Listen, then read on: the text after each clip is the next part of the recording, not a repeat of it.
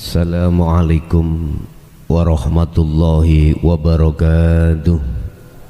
Makom kun tiga.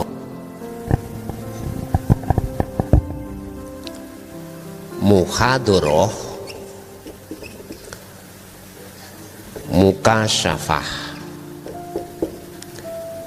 1, 2, 3. Pun niki. Makom muhadharah iku makomi golongan kita yang bersyariat saja. Ya, makom kasunyatan iki lho, muhadharah. Kita bisa melihat meja, iki muhadharah. Muhadharah, makom umum. Kita bisa melihat makom muhadharah. Lah, makom mukasyafah adalah makom di mana mata hati sampean dibuka Allah tentang gaibnya makhluk. Apa gaibnya makhluk? Mana sing kesebut makhluk itu kegaiban itu dibuka. Yun sewu, alam barzah gaib napa mboten? Gaib. Alam akhirat gaib mboten? Gaib. Surga neraka gaib mboten? Malaikat gaib mboten? Jin, iblis gaib mboten? Itu dibuka. Bahkan takdir yang akan terjadi itu mukasyafah. Gaib. Alam arsy atau ya alam arsy itu lebu gaib karena selain Allah. Lah, mengapa kita di dalam thariqah pada umumnya itu tidak diajarkan tentang sirul asrar? Kembali lagi saya mengatakan kelas, Pak, kelas. Mohon maaf nggih. Yang kita dapatkan di dalam syariat thariqah itu jahri dengan siri. Mohon maaf sebelumnya. Karena memang aturan di situ. Kalau kau ingin mendapatkan sirul asrar, ya manjing. Masuklah di dalam etika ajaran hakikat untuk menuju ma'rifat, baru dibuka di situ nanti. Dan ini susah. Kita mencari untuk sing gelem buka susah karena di situ ada resiko. Apa resiko? Diedan-edani wong. Lho, tuh. Kembali kepada pertanyaan, apakah tanpa thariqah pada umumnya, ya mungkin sing sama tanyakan pada umumnya ya, itu bisa mencapai makrifat? Jawab saya, tidak bisa kalau tidak memakai thariqah pada khususnya. Artinya bisa Anda akan sampai pada marifat walaupun tanpa thariqah pada umumnya, tapi memakai thariqah pada khususnya. Apa thariqah? Thariqah itu jalan. Thariqah. Nah, ini kini tak terjemahno. Aduh, gak enak wedok, gak enak sekawani aku. Iku jalan. Sholat termasuk thariqah utawa jalan untuk bertemu Allah. As-sholatu mi'rajul mukminin. Lah, sarengate iku rupa ngelmu, ya apa? Dengan ilmu syariat sholatmu iku bener. Nek ngadeg iku ya ojo maca halu Bandung. Ya kudu maca Fatihah, ditata ning hukum fikih. Iku syariate ngelmu iku. Lah thariqah jalane ya salat iku. Pertanyaane, salatmu iku kok duni akhlak ilahiyah enggak? Hakikat enggak? Lah hakikat iki saged tanpa thariqah pada umumnya, artinya memakai thariqah pada khususnya. Iki salat iki ya thariqah untuk makrifat Allah. Di dalam salat ada Allah mboten? Jenengan dahar iku ada Allah mboten? Jenengan aktivitas apapun di situ ada Allah mboten? Iku thariqah, aktivitasnya iku sedaya. Tapi iki tidak dijelaskan. Karena yang dijelaskan itu orang pada umumnya. Nek thariqah iku ngene lho, kudu jumhur. Silsilah jelas sampai Rasulullah lah kan ya. Bin jeduk Rasulullah. Gak pernah dibuka thariqah secara khusus. Padahal aktivitas semuanya itu Aku takut lagi. Dengan thariqah yang kita lakukan, baik thariqah apapun, di situ kan ada aurat Pak, ada wirid, ada dzikir. Aku takut, berapa tahun kau melakukan thariqah itu, terus hatimu sudahkah sampai pada Allah di maqam musyahadah? Aku takut. Ojo dijawab, tak jawab dhewe. Sebabnya aku ya wis ngalami kaya ngono kuwi.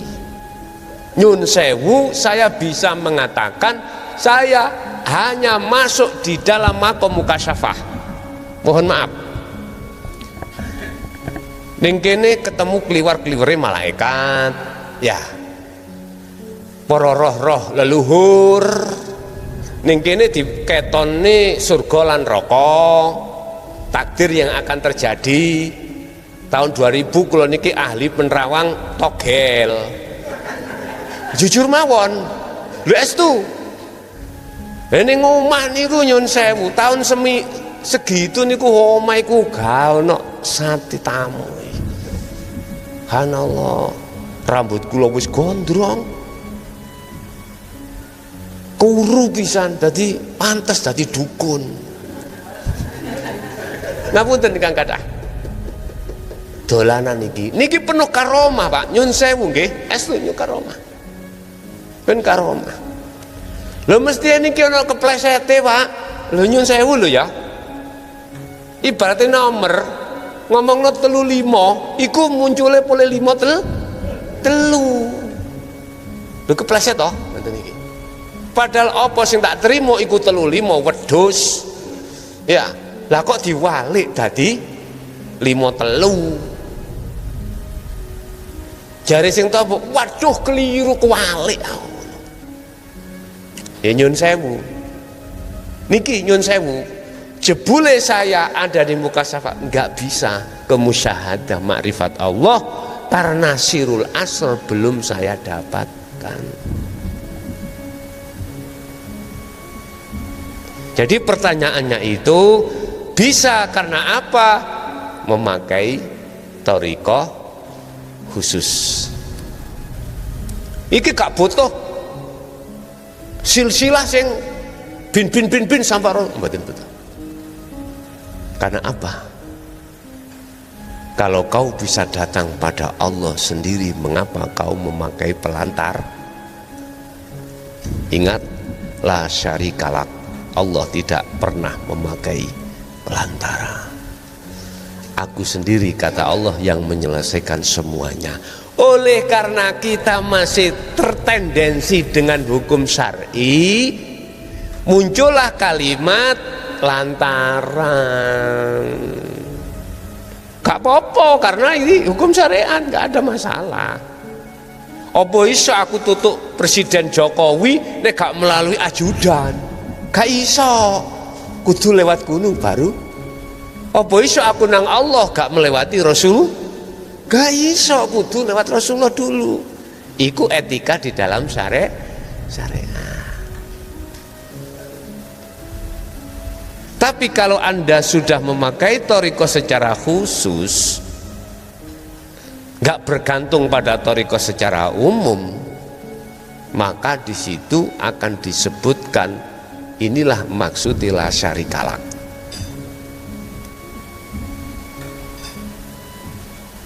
Sekarang kalau kita sudah masuk dalam thariqah secara umum, langkah berikutnya bagaimana kita bisanya makrifat pada Allah lewat thariqah secara umum. Maka di situ harus ditekakno sirul asrar. Jelas Pak nggih? Kalau yang dimaksud tadi pertanyaan adalah thariqah secara umum, tak jawab bisa manakala memakai thariqah secara khusus.